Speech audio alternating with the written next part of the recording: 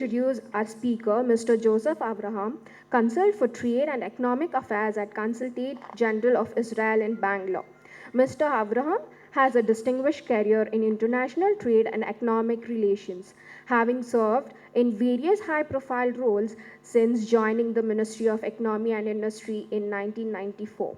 He has held positions at Israel's Economic Consul to Turkey and Southern Africa, Director for International Investment and Economic Consult to the USA in both Boston and Houston.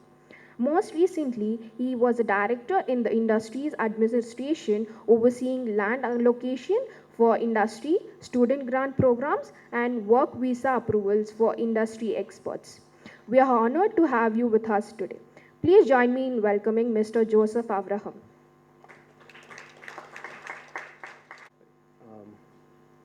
Hi. When I got this invite, I was told it's for small, micro, and industry. And I asked myself, well, what's my connect with this?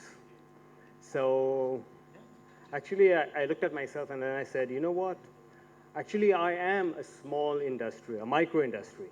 We have 5 people in the Ministry of Trade in Bangalore, and I do a business.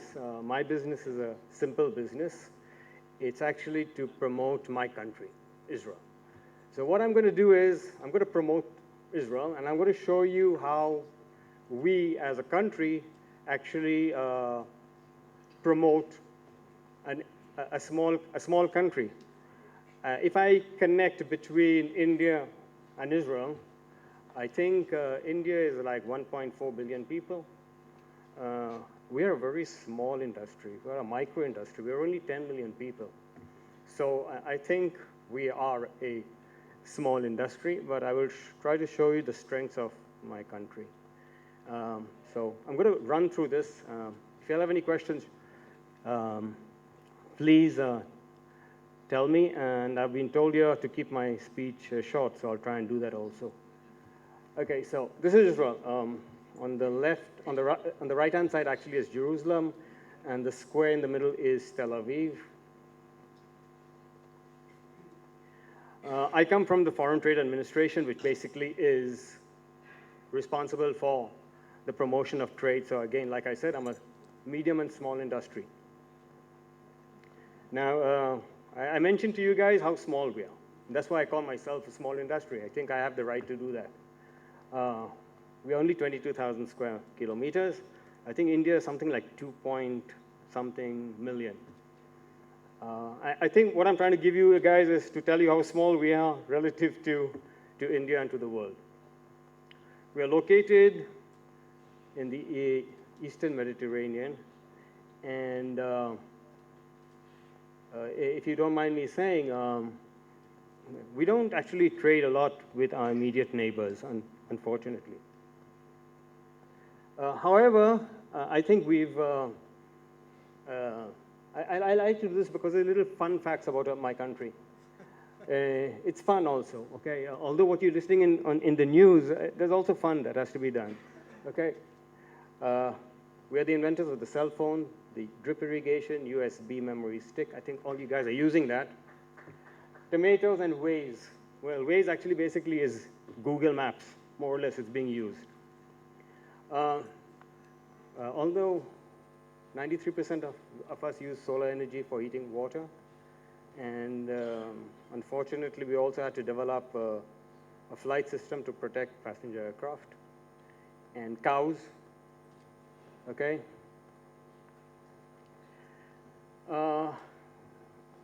We've got special needs, not for people, but as a country. We have special needs. But we don't complain with y'all's permission.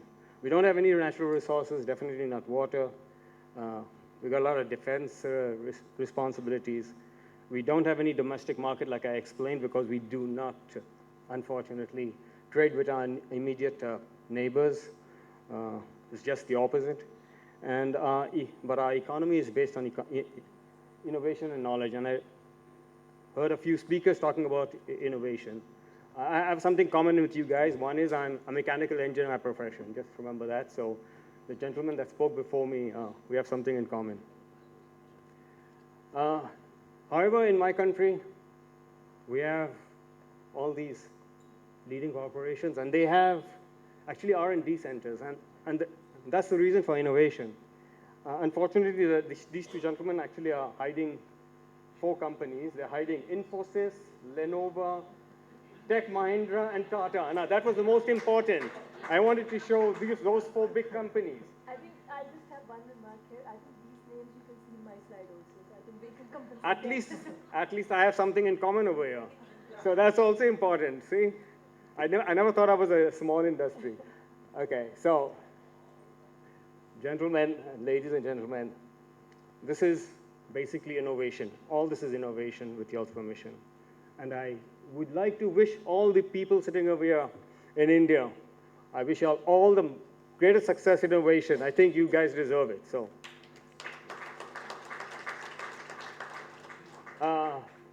you know, I like this. Although it's 2020, again, you know, in 1949, India got independence in 1947. We got it in 48. In 1949, we were exporting 66% citrus. You know, I mean, I'm just trying to figure that out, how that happened.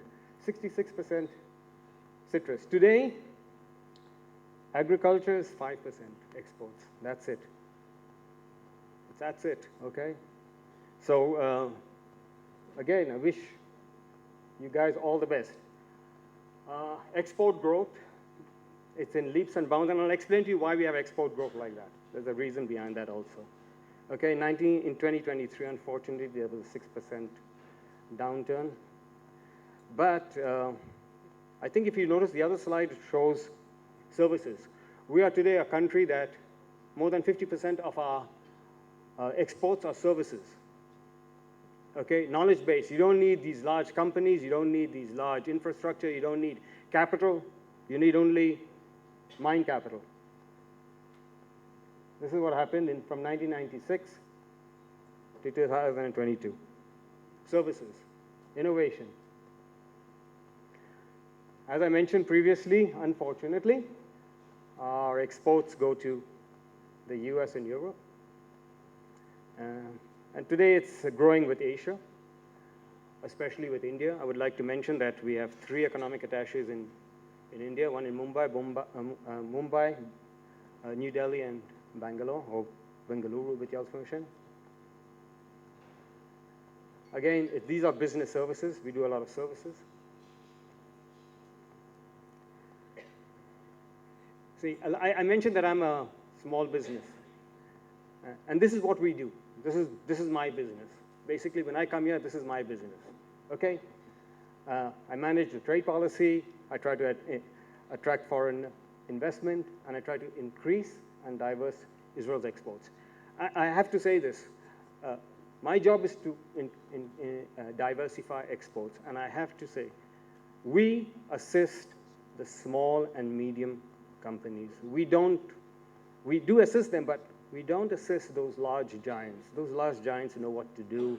They have the resources, they have the manpower, they have the connections. They know what to do. We are always looking to assist the small and medium companies because they are the workforce. Let me say this if you don't mind. I think they are the ones who are the quiet ones.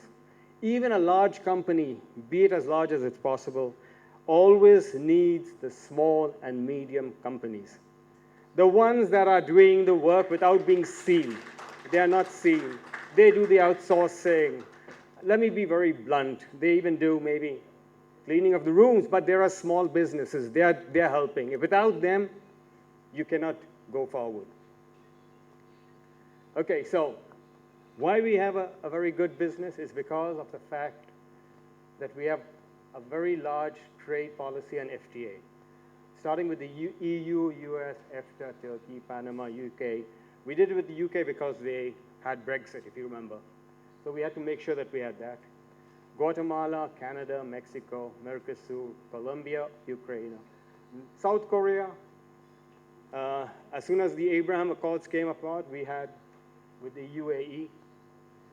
Vietnam is under ratification, and we also have under negotiations with China, and of course we do have under negotiations also with India at the moment. We are a member of the OECD. I had the privilege of being the representative of Israel to the investment committee of the OECD before the accession of Israel. Again, I'm going back to why I'm a small business. This is what I do. I'm a small business. This is exactly what I do. I try to give information about trade policy, VD economic missions, international marketing programs. I'll show you a few things of what we do also. Our partners, we have also partners in Israel. Our partners are, we have a Startup Nation, the Innovation Authority. Extremely important, the Innovation Authority. They provide grants to startups. The Israel Export Institute, the Federation of Israeli Chambers of Commerce, just like you have FICCI over there. The only difference instead of Israel is India, so it's the same. We also have a FICCI. My ministry, the Ministry of Economy, and the Manufacturers Association, which is very similar to CII. These are more or less the clusters that we built. In today's world, everything is interconnected. If you're talking about defense, then you've got security, aerospace, dual use, cyber. However, in eco-motion, we'll have something kind of similar. So these clusters are kind of interconnected, the different sectors. I'm going to run through this sector because I don't want to bore you guys with y'all's permission. A little bit about water technology. I have to mention water. See, in Israel, water is a commodity, okay? The amount of water you use, you pay for it. It's not a, sorry to say this, God-given commodity. Yes, I suppose God does give it, but you have to pay for it. So it's a commodity. So you learn, and even your children learn, that water, if there's a dripping tap, you close it. You don't let it go. If there's something going on the road and it's running, you will call the municipal corporation and you tell them there's something wrong. It's something that you pay for. And even if you don't pay for it, eventually you will pay for it in your taxes. So it's advisable for you to do that. So I don't want to go through this. Another thing is 92% of our water is recycled, okay? We are the country with the largest amount of recycling. I think that the next country is Spain. I hope I'm not saying anything bad about Spain, but I think Spain is the next country. DRIP, as you'll definitely know about DRIP, and we have the largest desalination projects in the world. All the water that we get actually is from desalination today. I just would like to mention actually desalination is the cost of it is actually basically energy, because you use energy to produce the water from the sea. So it's energy. Okay, so, but because you pay, and the standard of living in Israel, as you definitely will see, is high. So we pay for the water we use. Cyber, unfortunately, has become big business because of the fact we've got a lot of unfriendly people around us. So we have to make sure that we protect ourselves, especially infrastructure. Agriculture, I don't want to go in it. I'm quite sure most of you all know that all the Israeli companies are present in Israel, in India, sorry. A little bit about medical devices and digital health, with your permission. Fintech has become extremely important. Again, so many reasons, digital economies, digital HLS and aerospace. I don't think so I have to say much about that, because there's a lot of the newspapers between our countries. I'm going to finish quickly with this. Who am I? Well, this is what I am. I sit in the Consulate General of Israel. My mission is to promote, enhance, and facilitate trade and investment between South India. I'm responsible for 5 Indian states: Karnataka, Kerala, Tamil Nadu, and Andhra Pradesh, and Telangana, and the Union Territory of Puducherry. I must not forget that. And we try to build bilateral relationships, okay? How we do that? We assist Israeli exporters, but we also provide pro bono scouting services for Indian companies in my country. We arrange business seminars, B2Bs, delegations to India, to Israel. We participate in global events like MWC, Medica, and others. The major sectors that we look at are many, you know. It's today's AI, cyber, digital, energy, homeland security, agri. There's a new area coming up which is extremely important, aqua agriculture. I understand that India is extremely big in that, especially the state of Andhra Pradesh. There are always areas of potential collaboration, be it trade and investment, industry research. There's a program which is called I4F, which assists in providing grants for Israeli and Indian collaboration. I'd like to finish by telling you guys, again, I'm a small industry, small micro industry. Please contact me, talk to me, maybe we can do business together. The business between Israel and India is growing, and we hope it will even grow even more. That's my our email. I'd like to mention my colleagues over here, Bishala and Kaushik. Okay, so please contact them. Thank you, shalom, and see you in Israel. Thank you. Sorry.